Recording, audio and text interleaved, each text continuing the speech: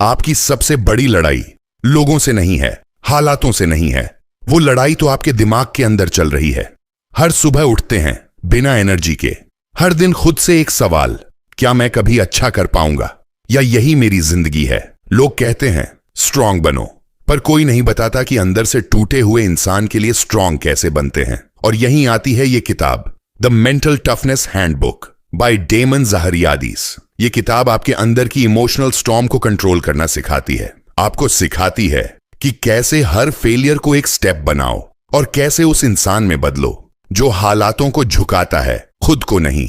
Daemon ज़हरियादिस ने यह किताब तजुर्बे से लिखी है। वो भी उस दौर से गुजरे हैं जहां पैनिक अटैक्स थे, ब्रेकडाउन्स थे, और उन्हीं से लड़कर उन्होंने ये रोड मैप तैयार किया।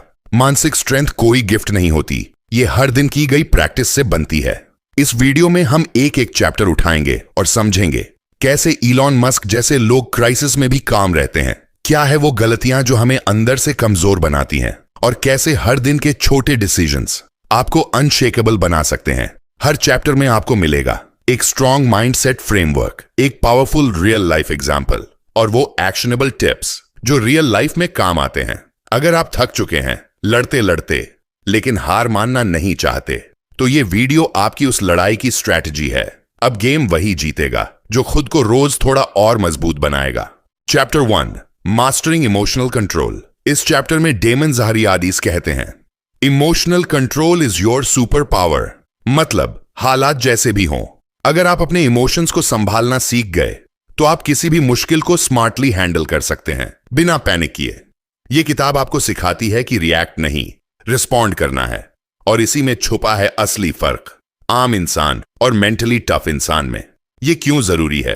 क्योंकि जिंदगी में सबसे बड़ा नुकसान हम तब करते हैं जब हम डर, गुस्से या दुख में ओवर रिएक्ट कर बैठते हैं। इमेजिन करो, आपने गुस्से में आकर कोई ऐसा जवाब दे दिया जो किसी रिश्ते को हमेशा के लिए तोड़ गया, या किसी प्रॉब्लम को देखकर पैनिक हो गए और जो डिसीजन लिया वो पूरी लाइफ को नुकसान दे गया। इमोशनल कंट्रोल का मतलब है हालात चाहे आग जैसे हों, आप ठंडे दिमाग से सोच पाएं।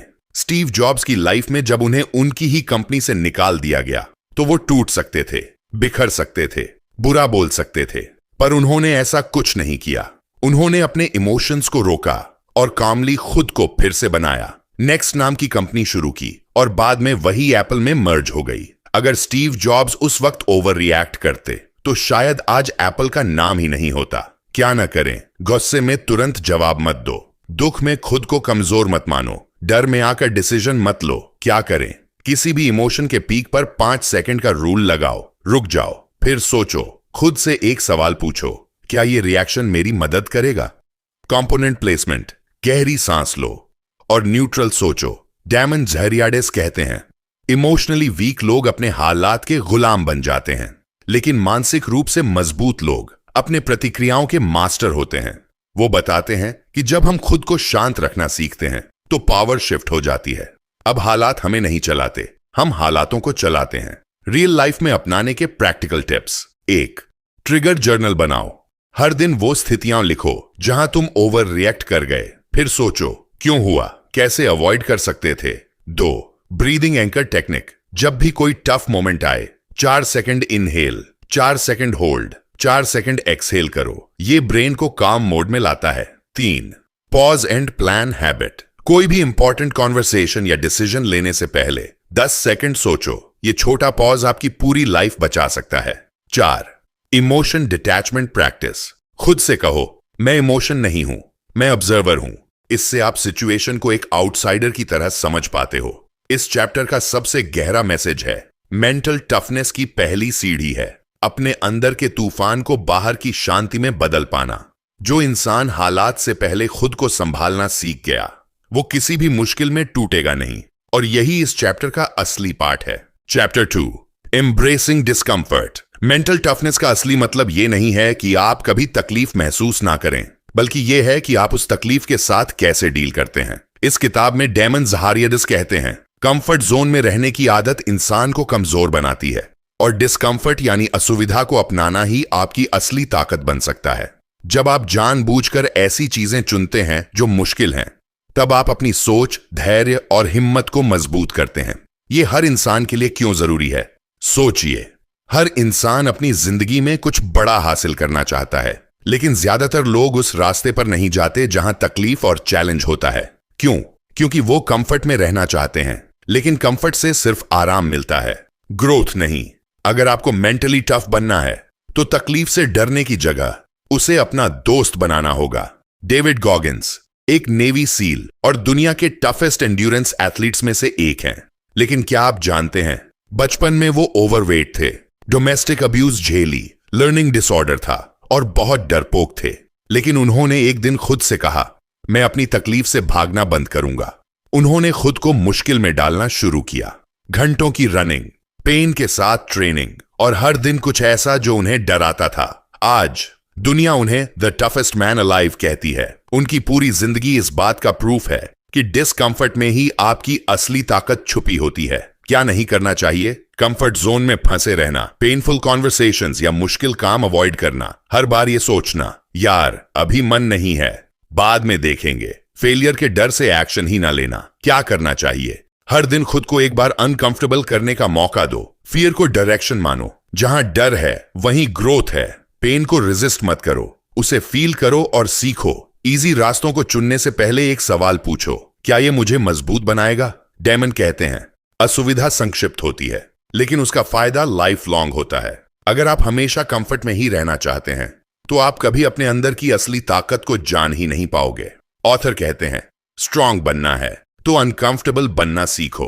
रियल लाइफ में अपनाने के practical tips. Wait daily one discomfort habit. हर दिन जानबूझकर एक मुश्किल काम चुनो, जैसे 30 मिनट वॉक करना, जंक फूड अवॉइड करना या किसी से क्लियर बात करना। 2. Hard conversations. फर्स्ट, जो बात आपको कहना मुश्किल लगती है सबसे पहले वही कहो, इससे इमोशनल स्ट्रेंथ बिल्ड होती है। 3.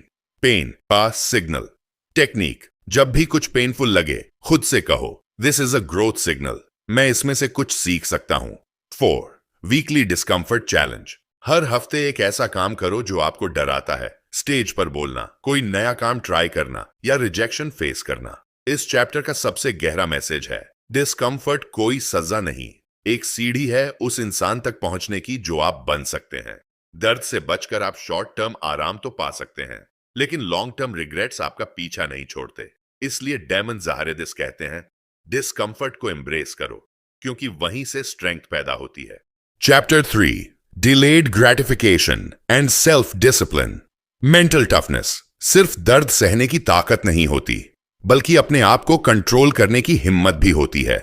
इस किताब में डेमन ज़ाहरेदिस कहते हैं, जो इंसान आज के टेम्पटिंग प्लेजर्स को रोक सकता है वही कल अपने गोल्स को जीत सकता है। डिलेड ग्रेटिफिकेशन यानी जो चीज आज चाहिए उसे कॉन्शियस रोकना, ताकि कल वो चीज बड़ी सफलता बनकर लौटे। सेल्फ डिसिप्लिन का मतलब खुद पर ऐसा कंट्रोल जो आपकी हर डिसीजन को आपकी लॉन्ग टर्म स्क्वेस की तरफ मोड़ दे। ये आपके लिए क्यों जरूरी है? आज की दुनिया में हर चीज इंस्टेंट है, instant noodles, instant likes, instant movies. पर जिंदगी में जो सबसे कीमती है, पीस, पैसा, पर्पस, वो इंस्टेंट नहीं होता। उसे पाने के लिए लगता है समय, कंट्रोल और पेशेंस। अगर आप हर टेम्पटेशन के आगे झुकते रहोगे तो आप कभी अपने ड्रीम्स तक पहुंच ही नहीं पाओगे। वॉरेन बफेट दुनिया के सबसे सक्सेसफुल इन्वेस्टर्स में से एक हैं, लेकिन क्या आपको पता है उनकी सफलता की सबसे बड़ी वजह सिर्फ इन्वेस्टमेंट नहीं, बल्कि उनका सब्र और डिसिप्लिन रहा है। उन्होंने सालों साल अपने पैसों को शॉर्ट टर्म लग्जरी पर खर्च नहीं किया, न महंगी कारें, न प्राइवेट जेट्स। वो कहते हैं, स्टॉक मार्केट एक ऐसा जरिया है जो पैसों को बेचैन लोगों से लेकर धैर्यवान लोगों तक पहुंचाता है। मतलब जो सब्र करता है जीत उसी की होती है।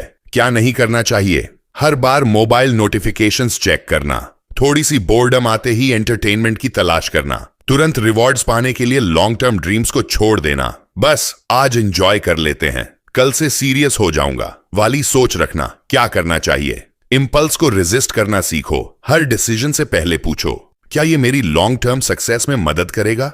उठे स्विंग छोटे सैक्रिफाइसेस करना सीखो बड़े गोल्स के लिए। माइंड को ट्रेन करो डिस्कंफर्ट के साथ बैठने के लिए। डेमन कहते हैं, सेल्फ डिसिप्लिन का मतलब खुद पर सख्त होना नहीं होता, इसका मतलब होता है अपने आने वाले भविष्य के आप के लिए दयालु होना। वो कहते हैं, हर बार जब आप एक टेम्पटेशन को टालते हो आप अपने फ्यूचर को एक तोहफा देते हो। मेंटल टफनेस सिर्फ मांसपेशियों में नहीं होती, बल्कि उस आवाज को कंट्रोल करने में होती है जो कहती है बस अभी कर लो, बाद में देखेंगे। रियल लाइफ में अपनाने के practical tips. 1. 10-minute rule. Technique. जब भी कोई टेम्पटेशन आए, जैसे फोन उठाने का, स्वीट खाने का, खुद से कहो बस 10 मिनट बाद करूंगा। अक्सर क्रेविंग खुद ही चली जाती है। 2. Visualise future self. रोज 5 मिनट उस इंसान की कल्पना करो जो आप बनना चाहते हो। Disciplined, focused, successful. फिर सोचो क्या मेरा आज का एक्शन मुझे वहां ले जाएगा। 4. Weekly reward plan. हर हफ्ते खुद के लिए एक रिवॉर्ड डिसाइड करो, लेकिन तभी मिलेगा जब आपने पूरे हफ्ते अपने गोल्स पर डिसिप्लिन से काम किया हो। 4. Create friction for bad habits. TV का रिमोट छुपा दो, जंक फूड बाहर ही मत लाओ, डिस्ट्रैक्टिंग एप्स को अनइंस्टॉल करो ताकि टेम्पटेशन का रास्ता आसान ना हो। इस चैप्टर का सबसे गहरा मैसेज है, हर बार जब आप इमीडिएट कंफर्ट को अवॉइड करते हो तो आप अपनी फ्यूचर सक्सेस की ईंटें जोड़ते हो।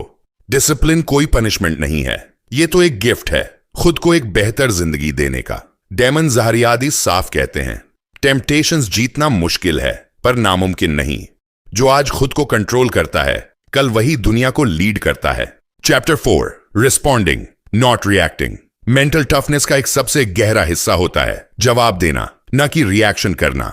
डेमन ज़हरियादी इस चैप्टर में कहते हैं, जब हम बिना सोचे किसी बात पर रिएक्ट करते हैं तो हम अपने इमोशंस के गुलाम बन जाते हैं, लेकिन जब हम रुकते हैं, सोचते हैं और फिर जवाब देते हैं तो हम अपने आप को मास्टर करना सीखते हैं। इमोशनल रिएक्शन में होता है रिग्रेट, जबकि थॉटफुल रिस्पॉन्स में होता है रिस्पेक्ट और रिजल्ट।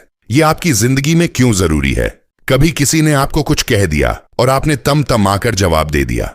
कुछ देर बाद पछताया, सोचा शायद मुझे ऐसा नहीं बोलना चाहिए था। बस यही फर्क है रिएक्शन और रिस्पॉन्स में। रिएक्शन तात्कालिक होता है, अनकंट्रोल्ड होता है। रिस्पॉन्स सोच समझ कर लिया गया एक एक्शन होता है। अगर आप हर बार रिएक्ट करते रहे तो दुनिया आपकी कमजोरी को पकड़ लेगी, लेकिन अगर आप काम रहकर जवाब देना सीख गए तो लोग आपको लीडर मानने लगेंगे। गांधी जी पर एक बार किसी ने इंसल्ट करते हुए कीचड़ फेंका था, लेकिन उन्होंने रिएक्ट नहीं किया। कोई गुस्सा नहीं, कोई बदला नहीं। उन्होंने कामली अपने कपड़े साफ किए, मुस्कुराए और बोले, कीचड़ फेंकने से विचार नहीं बदलते, विचार बदलने से बदलाव आता है। उनकी यही मानसिक ताकत उन्हें दुनिया की सबसे पीसफुल मूवमेंट्स का लीडर बनाती है। क्या नहीं करना चाहिए? किसी के गुस्से में आने पर तुरंत जवाब देना, व्हाट्सएप या कमेंट में गुस्से में रिप्लाई भेज देना, इमोशनल ट्रिगर्स को बिना सोचे फॉलो करना, हर बात को ईगो से जोड़ लेना। क्या करना चाहिए? हर टफ सिचुएशन में 5 सेकंड का पॉज लेना, अपनी इमोशंस को ऑब्जर्व करना, रिएक्ट नहीं करना, जवाब देने से पहले सवाल पूछना, क्या यह बात बोलना वाकई जरूरी है? इससे क्या बेहतर होगा? डेमन कहते हैं, रिएक्ट करना होता है इमोशनल, लेकिन रिस्पॉन्ड करना होता है इंटेंशनल। वो कहते हैं, हर बार जब आप पॉज करते हैं, आप अपने अंदर के लीडर को बाहर लाते हैं। रिएक्शन हमारी कंडीशनिंग से आता है, जैसे रिफ्लेक्स, लेकिन रिस्पॉन्स हमारे अवेयरनेस से आता है, जैसे विजडम। मेंटल टफनेस का असली मतलब यही है, जब बाहर तूफान हो तब भी अंदर शांति हो। रियल लाइफ में अपनाने के practical tips. 1. 4 second pause rule. जब भी कोई चीज आपको ट्रिगर करे, चुप रहो, 4 सेकंड गिनो, फिर सोच कर बोलो। यह सिंपल हैबिट आपकी कम्युनिकेशन की पूरी क्वालिटी बदल सकती है। 2. Mirror response practice. रोज सुबह खुद से सवाल करो, कल कहां मैंने रिएक्ट किया और कहां रिस्पॉन्ड किया। यह डेली अवेयरनेस आपको रिएक्शन से बाहर निकालेगा। 3. Emotion naming technique. जब आप गुस्से या दुख में हो, मन ही मन उस इमोशन का नाम लो, जैसे मैं अभी इरिटेट हो रहा हूं। इससे दिमाग काल्म होता है और रिएक्शन रुकता है। 4. Silence as power. हर बात का जवाब जरूरी नहीं, साइलेंस कई बार सबसे स्ट्रांग जवाब होता है। इस चैप्टर का सबसे गहरा मैसेज है, जो इंसान सोचकर जवाब देता है वो हर रिश्ते, हर काम और हर मुश्किल में जीत जाता है। डेमन ज़हरियादी कहते हैं, आपके इमोशंस आपके दुश्मन नहीं हैं, लेकिन उन्हें अनलीश करना बिना सोच के वो आपकी ताकत को खा जाते हैं। मेंटल टफनेस का मतलब गुस्सा छुपाना नहीं, बल्कि उसे मैनेज करना है।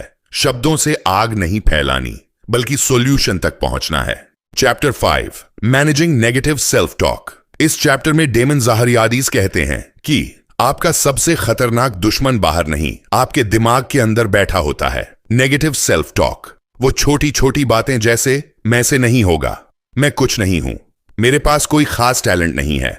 ये सब बातें सिर्फ शब्द नहीं होती, ये आपके दिमाग की प्रोग्रामिंग होती है जो आपको हर नए मौके से पीछे खींच लेती है। मेंटल टफनेस की असली लड़ाई अपने ही दिमाग से शुरू होती है। ये आपकी जिंदगी में क्यों जरूरी है? सोचिए, अगर कोई हर रोज आपको बोले तू फेल होगा, तू बेकार है, तो आप अंदर से टूट जाओगे। अब सोचिए, अगर ये बात कोई और नहीं बल्कि आप खुद ही रोज अपने से कह रहे हो। यही है नेगेटिव सेल्फ टॉक का असर। इससे सेल्फ डाउट, इनसिक्योरिटी और डर इतना गहरा हो जाता है कि आप एक्शन लेना ही छोड़ देते हो। विराट कोहली ने एक इंटरव्यू में कहा था कि 2014 में इंग्लैंड टूर के दौरान उनका परफॉर्मेंस बहुत खराब रहा। वो कहते हैं, मैं मिरर के सामने खड़ा होता था और खुद से कहता था, क्या मैं सच में इस लेवल का प्लेयर हूं? लेकिन फिर उन्होंने अपनी सेल्फ टॉक बदली। मैं इंडिया के लिए खेलता हूं, मैं अपनी मेहनत पर भरोसा करता हूं। यही बिलीफ वापसी की वजह बनी। उन्होंने उस नेगेटिविटी को इनर मोटिवेशन में बदल दिया।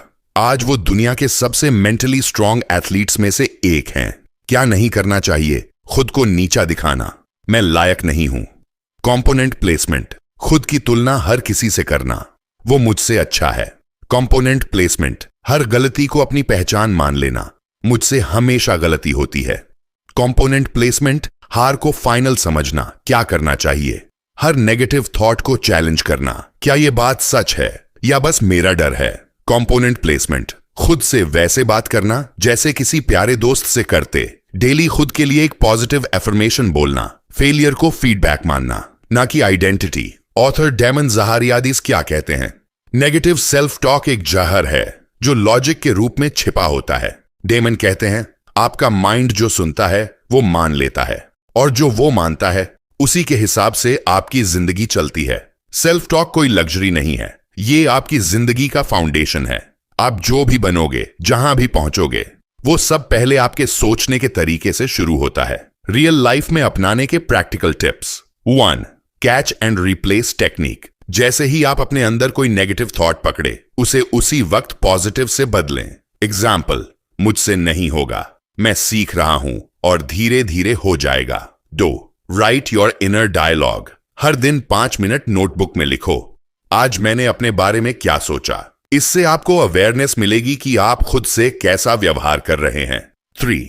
Positive voice recording. अपनी आवाज में 5 पॉजिटिव बातें रिकॉर्ड करो और हर सुबह सुनो, जैसे मैं काबिल हूं, मैं लगातार बेहतर हो रहा हूं, मेरी कोशिश मायने रखती है। 4. Remove comparison triggers. Social media का कंट्रोल लो, दूसरों की हाईलाइट रील्स देखकर अपनी जिंदगी मत जज करो। इस चैप्टर का सबसे गहरा मैसेज है, अगर आप खुद से अच्छे से बात करना नहीं सीखते तो बाहर की दुनिया आपको हमेशा कमजोर महसूस कराएगी। डेमन जहारियादिस कहते हैं, मेंटल टफनेस यहीं से शुरू होती है। अपने अंदर के डायलॉग को हीलर बनाओ, अटैकर नहीं।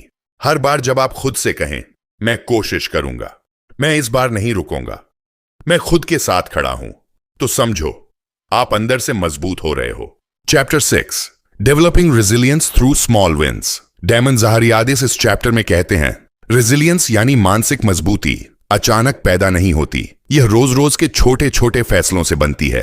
जब आप रोज थोड़ी मेहनत करते हैं, थोड़ी दिक्कतें झेलते हैं, एक छोटा डर पार करते हैं, एक काम पूरा करते हैं, तो आपका दिमाग यह सीखता है कि मैं कुछ भी झेल सकता हूं, मैं हार नहीं मानूंगा। मानसिक साहस कोई जादू नहीं है, यह डेली डिसिप्लिन से बनने वाली शक्ति है। यह आपकी जिंदगी में क्यों जरूरी है? कई लोग सोचते हैं कि एक दिन कोई बड़ा मोमेंट आएगा और वो उन्हें बदल देगा, पर डेमन कहते हैं, ट्रांसफॉर्मेशन छोटे डिसीजन से शुरू होता है। अगर आप हर दिन सिर्फ 1% बेहतर होते हो तो 1 साल बाद आप 37 गुना बेहतर इंसान बन चुके होंगे। छोटे विन्स आपको मोमेंटम देते हैं, कॉन्फिडेंस देते हैं और हर बार गिरने के बाद उठने की ताकत देते हैं। द रॉक को आज सब एक सुपर ह्यूमन की तरह देखते हैं, पर उनका सफर एकदम अलग था। 1995 में उन्हें फुटबॉल टीम से निकाल दिया गया। उस समय उनके पास सिर्फ $7 थे। उन्होंने उस समय खुद से एक वादा किया, मैं हर दिन कुछ ऐसा करूंगा जो मुझे थोड़ा बेहतर बनाएगा। हर दिन जिम जाना, डिसिप्लिन रूटीन, कंसिस्टेंसी, यही उनकी छोटी जीतें थीं। वो कहते हैं, सफलता हमेशा महानता के बारे में नहीं होती, ये कंसिस्टेंसी के बारे में होती है। लगातार मेहनत ही असली सक्सेस दिलाती है। आज वो हॉलीवुड के सबसे महंगे एक्टर्स में हैं, पर उनके वर्ड्स याद रखो, हर दिन की छोटी छोटी जीतें मिलकर बड़ी सफलता की ओर ले जाती है। क्या नहीं करना चाहिए? सिर्फ बड़े गोल्स पर ध्यान देना और छोटे स्टेप्स को इग्नोर करना। तुरंत रिजल्ट ना मिलने पर डीमोटिवेटेड हो जाना, हार को स्थायी मान लेना, खुद को दूसरों से कंपेयर करना, उसने कितना हासिल कर लिया, मैं कहां हूं, क्या करना चाहिए।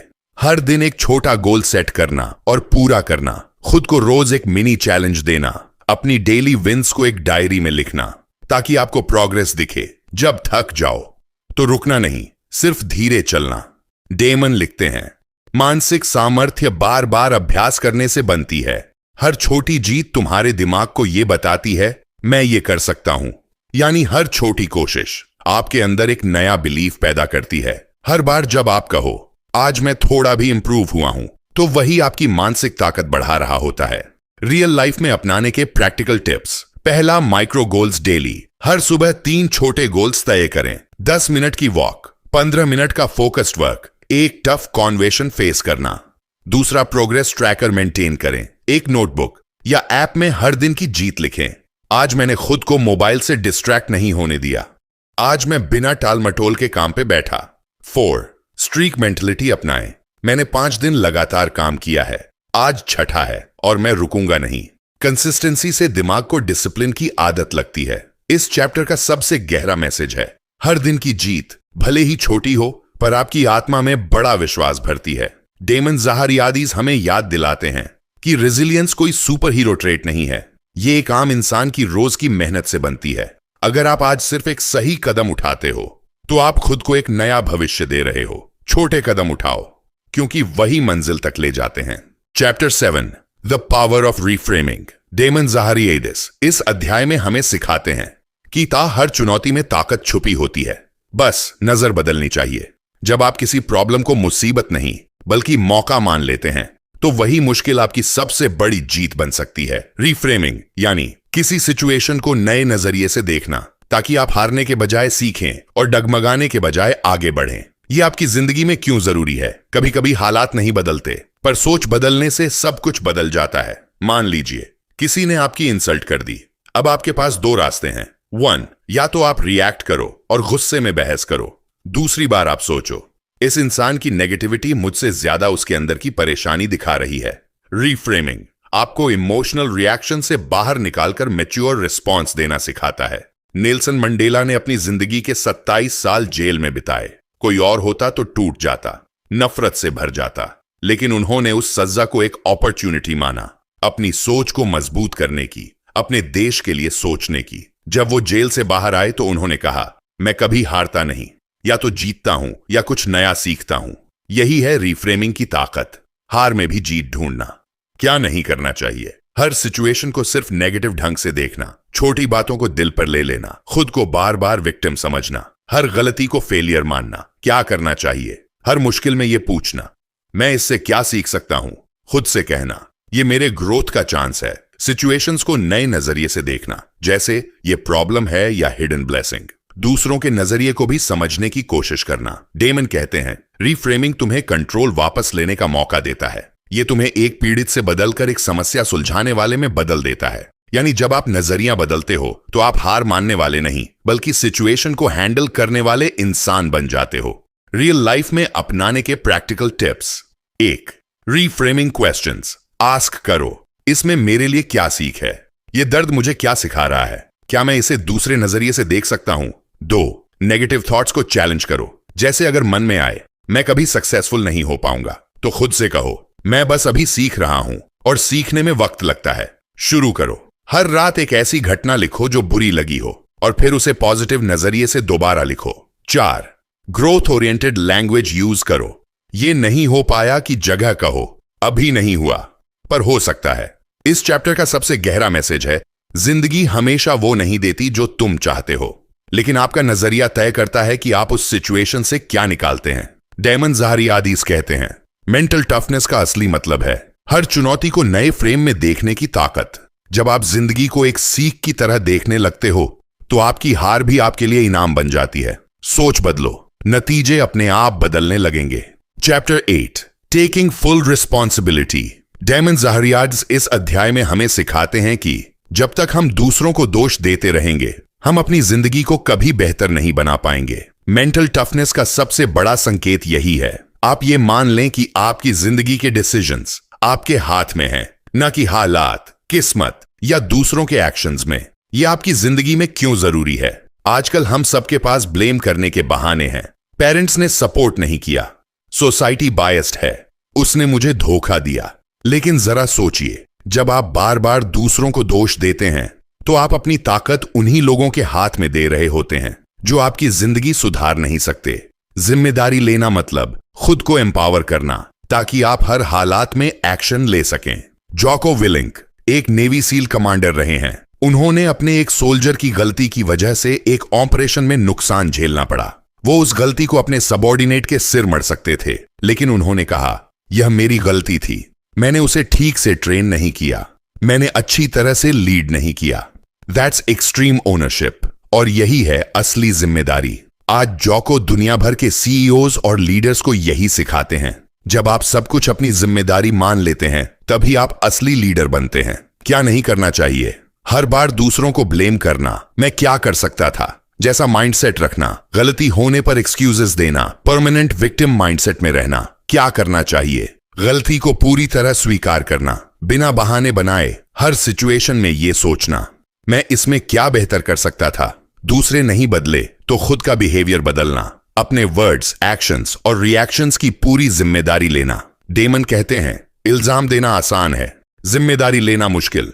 लेकिन सिर्फ जिम्मेदारी ही तुम्हें असली ताकत देती है। यानी दूसरों को दोष देना आसान है, पर असली ताकत तब मिलती है जब आप कहें, हां, यह मेरी जिम्मेदारी थी। जब आप ऐसा सोचते हो तब आप हेल्पलेस नहीं, पावरफुल बन जाते हो। रियल लाइफ में अपनाने के practical tips. 1. Blame filter technique अपनाइए। जब भी कोई परेशानी हो, पॉज करो और खुद से पूछो, इसमें मेरा कितना हिस्सा है? हर बार कोई ना कोई हिस्सा जरूर मिलेगा। 2. डेली रिफ्लेक्शन प्रैक्टिस करो। दिन खत्म होने पर 5 मिनट लो और लिखो, आज मैंने कहां पर जिम्मेदारी ली और कहां नहीं। Apologise without excuses. अगर गलती हो तो सीधे कहो, हां, यह मेरी गलती थी, बिना बट और IF लगाए। इससे लोग आप पर और भी ज्यादा भरोसा करने लगते हैं। 4. कमिटमेंट लिस्ट बनाओ। जो भी चीजें आप कंट्रोल कर सकते हो उन्हें लिखो और एक्शन लो, जैसे time management, reactions, learning, habits आदि। इस चैप्टर का सबसे गहरा मैसेज है, डेमन जहारिडीस कहते हैं, जो इंसान अपने हर रिजल्ट की जिम्मेदारी लेता है वही इंसान अपनी जिंदगी का मास्टर बनता है। जब आप दूसरों को ब्लेम करना बंद कर देते हो तो आपका फोकस बाहर से हटकर अंदर की ताकत पर आ जाता है। यही होता है मेंटल टफनेस। हर हालात में अपने एक्शंस की जिम्मेदारी उठाना, बिना किसी बहाने, बिना किसी डर के। Chapter 9, staying consistent when motivation fades. Damon Zahariades कहते हैं, मेंटल टूगनेस का असली इम्तिहान तब होता है जब मन बिल्कुल नहीं करता, लेकिन फिर भी आप रुके बिना आगे बढ़ते हो। मोटिवेशन एक इमोशन है जो हर दिन नहीं आता, पर कंसिस्टेंसी वो एक डिसीजन है जो हर हाल में लिया जाता है। ये क्यों इतना जरूरी है आपकी जिंदगी में? कई लोग शुरू तो करते हैं लेकिन कुछ दिन बाद रुक जाते हैं, कभी बोर्डन, कभी थकावट, तो कभी डिस्ट्रैक्शंस की वजह से। लेकिन जो लोग एवरीडे दिखते हैं वही एक दिन दुनिया बदलते हैं। अगर आप सिर्फ मोटिवेशन का इंतजार करोगे तो आप कभी भी कंसिस्टेंसी नहीं बना पाओगे। स्टीवन किंग ने 60 से ज्यादा बेस्ट सेलर किताबें लिखी हैं। वो हर दिन सुबह 8 बजे से बैठते हैं और न्यूनतम 2000 शब्द लिखते हैं, चाहे वो बीमार हों, उदास हों या थके हों, वो हर दिन लिखते हैं। स्टीफन किंग ने खुद कहा है, शौकीन लोग बैठकर इंस्पिरेशन का इंतजार करते हैं, लेकिन बाकी लोग उठते हैं और काम पर लग जाते हैं। यही फर्क है मोटिवेटेड इंसान और कंसिस्टेंट इंसान में। क्या नहीं करना चाहिए? हर काम के लिए मूड या परफेक्ट टाइम का इंतजार करना, बोर्डम आते ही चीजों को छोड़ देना, कल से शुरू करूंगा वाला माइंडसेट रखना, हर बार ब्रेक लेकर मोमेंटम तोड़ देना। क्या करना चाहिए? सिस्टम बनाना जिससे काम ऑटोमेटिकली हो, हर दिन सेम टाइम पे प्रैक्टिस करना, प्रोग्रेस ट्रैक करना ताकि इंप्रूवमेंट दिखे, छोटे छोटे गोल्स को पूरा करके खुद को पुश करना। डेमन कहते हैं, हर बार डिसिप्लिन मोटिवेशन से आगे निकल जाता है, यानी मोटिवेशन बदलता रहता है, पर डिसिप्लिन ही वो हथियार है जो आपको हर दिन जिंदा रखता है। डिसिप्लिन एक आदत है और हैबिट की ताकत ही कंसिस्टेंसी की असली जड़ है। रियल लाइफ में अपनाने के प्रैक्टिकल टिप्स। पहली, सेम टाइम रूल अपनाइए। हर रोज अपने इंपॉर्टेंट काम को एक ही टाइम पर कीजिए, चाहे पढ़ाई हो, वर्कआउट हो या कोई स्किल। जब आप टाइम फिक्स करते हो तो ब्रेन को हैबिट बनाने में आसानी होती है। 2. Don't wait for mood. काम तब भी करो जब मन नहीं करता। याद रखो, एक्शन क्रिएट्स इमोशन। कभी कभी काम शुरू करने से ही मोटिवेशन लौट आता है। 3. Track your progress visibly. Wall पर एक कैलेंडर लगाओ और हर दिन काम करने पर क्रॉस लगाओ। उसे देखकर आपको अंदर से पुश मिलेगा। अब ये चेन नहीं टूटनी चाहिए। 4. Prepare before hand. रात को ही अगले दिन की तैयारी कर लो। किताबें सेट कर दो, जिम क्लोथ्स निकाल लो, सिस्टम रेडी कर लो। इससे दिमाग एक्सक्यूजेस नहीं बनाएगा। इस चैप्टर का सबसे गहरा मैसेज है डेमन ज़ाहारिएडिस इस अध्याय में कहते हैं, मेंटल टफनेस इस बात पर नहीं है कि तुम कितना महसूस करते हो, बल्कि इस पर है कि तुम कितनी देर तक टिके रहते हो। मोटिवेशन एक लग्जरी है, लेकिन कंसिस्टेंसी एक जिम्मेदारी। जब आप थके हो, बोर्ड हो या इंस्पिरेशन ना मिल रहा हो, फिर भी काम पर लग जाना ही असली ताकत है। आपका फ्यूचर उस एक दिन से नहीं बनता जब आप इंस्पायर्ड थे, बल्कि उन हजारों दिनों से बनता है जब आप इंस्पायर्ड नहीं थे, फिर भी हार नहीं मानी। कंक्लूजन, इस किताब द मेंटल टफनेस हैंडबुक के हर अध्याय ने हमें एक ही बात बार बार सिखाई है, असली ताकत बाहर की नहीं, अंदर की होती है। जब आप अपने इमोशंस को कंट्रोल करना सीखते हैं, डिस्कंफर्ट को गले लगाते हैं और टेम्पटेशन से दूर रहकर डिसिप्लिन से जीते हैं, तभी असली बदलाव शुरू होता है। हर चैप्टर एक नया लेसन था, कैसे बिना गुस्से के सोच समझकर जवाब देना, कैसे नेगेटिव सेल्फ टॉक से खुद को आजाद करना, कैसे छोटे छोटे डेली विंस से बड़ी सफलता बनती है, कैसे हर मुश्किल को नए नजरिए से देखना और कैसे हर हाल में कंसिस्टेंट रहना, चाहे मोटिवेशन हो या ना हो। इन सब बातों को याद रखना मुश्किल नहीं है। बस एक लाइन याद रखो, तू तब भी चलता रह जब थक जाए, जब टूट जाए, जब दुनिया हंस दे, क्योंकि तू रुका तो नहीं जी पाएगा। अगर आपको यह वीडियो पसंद आया हो तो सब्सक्राइब करना मत भूलिए, और अगर आप इस किताब को पढ़कर खुद की सोच और डिसिप्लिन और गहराई से बदलना चाहते हैं तो डिस्क्रिप्शन में दिए गए लिंक से ई बुक जरूर खरीदिए।